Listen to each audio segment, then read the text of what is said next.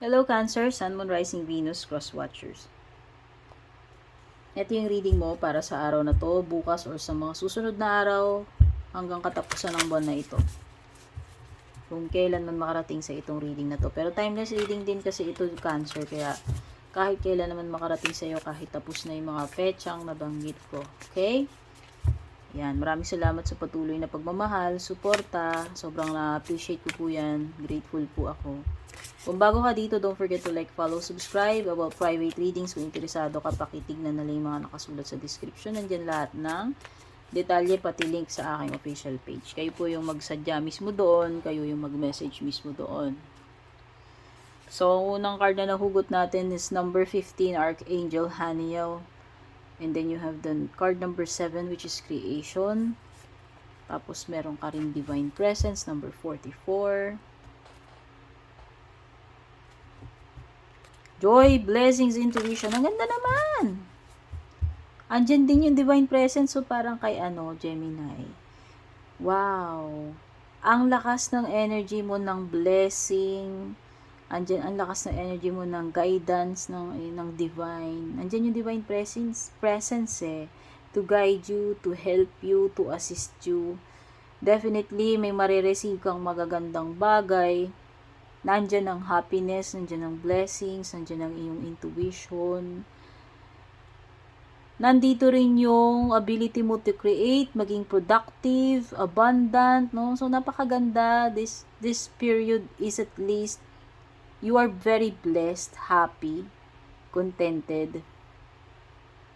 Ayan. Ipoprovide yung mga pangangailangan mo. At ikaw rin mismo, napakaganado mo, napakaganda ng energy mo, napaka-productive mo. Siguro marami kang matatapos na gawain, marami kang maibibenta. Basta, andito yung energy to create, Cancer. At magiging masaya ka dyan. Magiging maraming biyaya. Dahil siguro sa kasipagan mo, dahil sa mga ideas mo, creativity mo. Nandyan yung force of love. Ang ganda.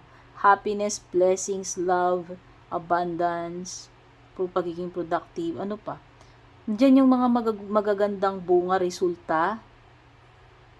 You are indeed blessed and guided by the divine presence. Ang ganda. Ano pa ba? Wala na akong masabi eh. Paulit-ulit na. Pero yun na nga yun. Kasi mga paulit-ulit yung magaganda dyan, oh. Basta, meron kang magagawa dito. Magandang bagay.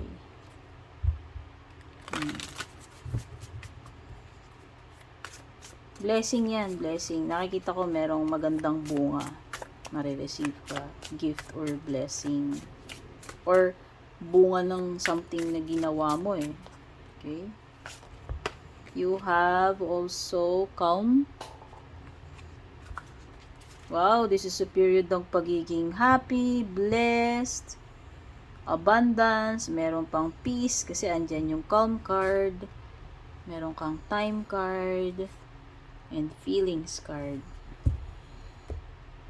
So, buksan na natin. Sabi dito sa iyong calm card is, a breakdown is often followed by a breakthrough. Remain calm. Okay. Breakthrough ang paparating pala sa'yo. Kaya kung ano man yung dinaranas mong breakdown dito, kasi baka some of you makaranas kayo ng breakdown emotional breakdown or whatever. Basta, kung ano man itong difficult situation, crisis, or a breakdown na pinagdadaanan mo, ito ay masusundan ng breakthrough. Kaya kalma ka lang. No? Ikalma mo lang yung sarili mo. Have faith. Kasi, mare-resolve ba rin yan eh. Pag sinabi nating breakthrough, makakahanap ng way out doon sa sitwasyon na yun na mahirap. Okay? So, masosolve, in short, masosolve yung, yung breakdown na yan or difficulty na yan. Tapos, you have time. Time spent worrying is time spent. Huwag ka na nga mag-worry, oh. Remain calm and stop worrying.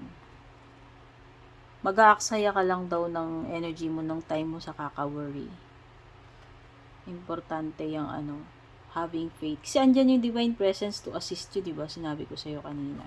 So, no need to overthink, worry. Kalma mo lang muna yung sarili mo.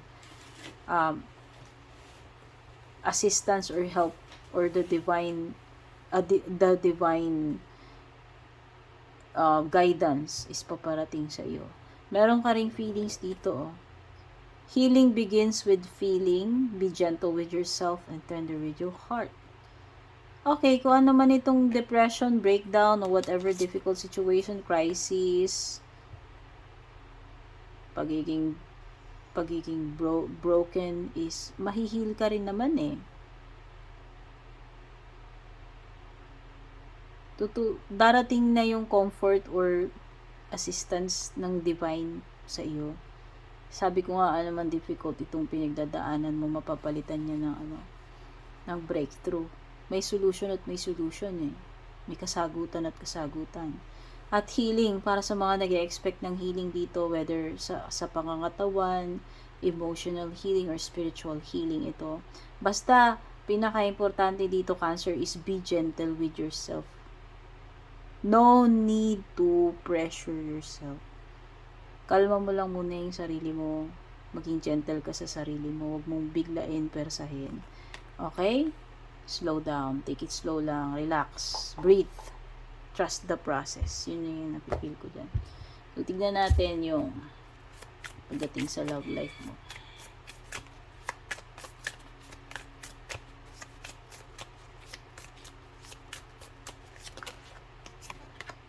Distant.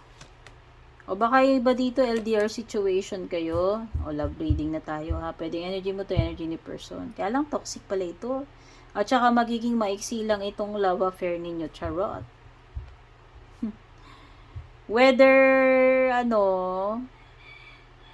love affair ninyo to o kung nagkaroon man ng affair yung isa sa inyo sa third party, magiging maiksi lang yung ugnayan. Pero pwede rin yung sabi ko ito ay LDR. Magkalayo kayo.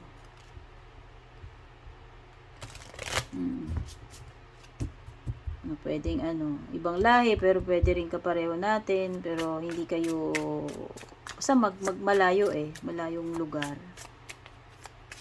Or pwedeng meron ditong dumidistansya energy ng pagiging disconnected. Yan, sabihin man natin kahit hindi nga kayo LDR, pero parang detached naman siya sa'yo or detached ka sa kanya. Merong some kind of gap or cold or dead air between you and this person na parang dumidistansya or disconnected kayo lately. Hindi ko alam ha, parang ganun. Okay. Oo, kasi parang hindi na ganun ka, pwedeng nanlamig or nawala ng communication. Basta parang may something na naputol or parang disconnected.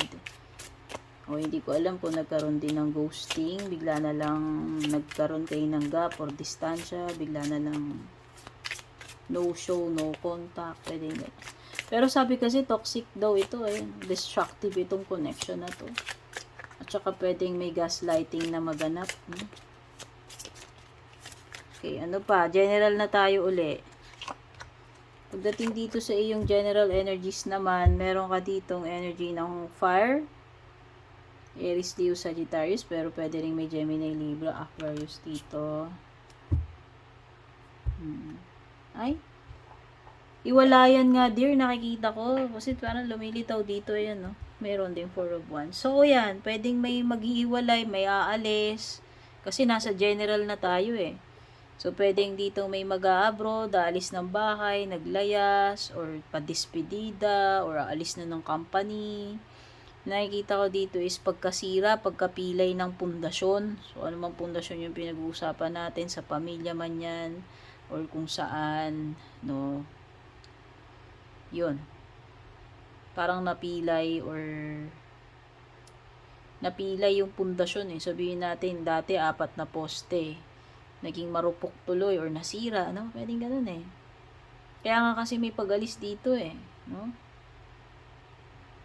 Sabi na natin na hindi talaga siya ganun katatag kaya bumigay. Kasi may pagbigay. Okay? Pero talaga puro pagtalikod talaga to dear. So hindi ko alam kung ikaw ba to na may tinatalikuran ka na sitwasyon, relationship o tao or bagay or ikaw mismo yung tinalikuran dito. Hindi ko alam ha.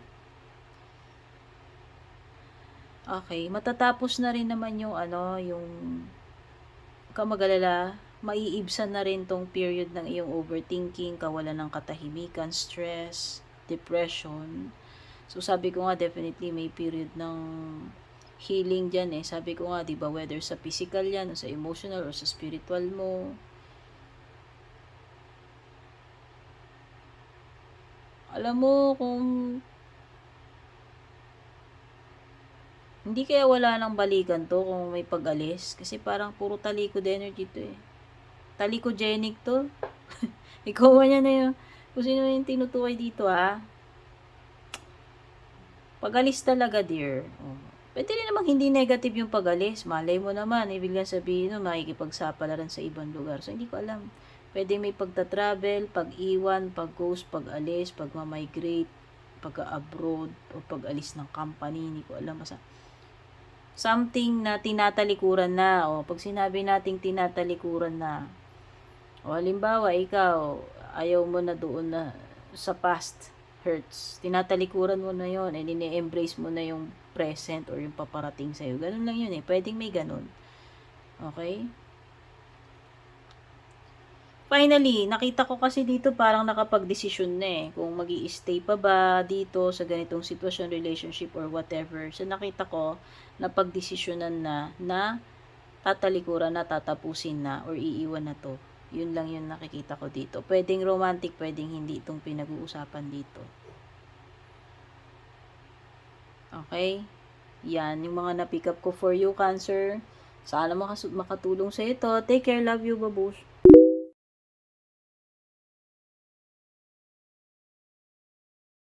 And kung balak nyo pong mag-book or mag-inquire ng personal readings ko, basahin nyo lamang po itong nakasulat sa screen or yung nakalagay sa description.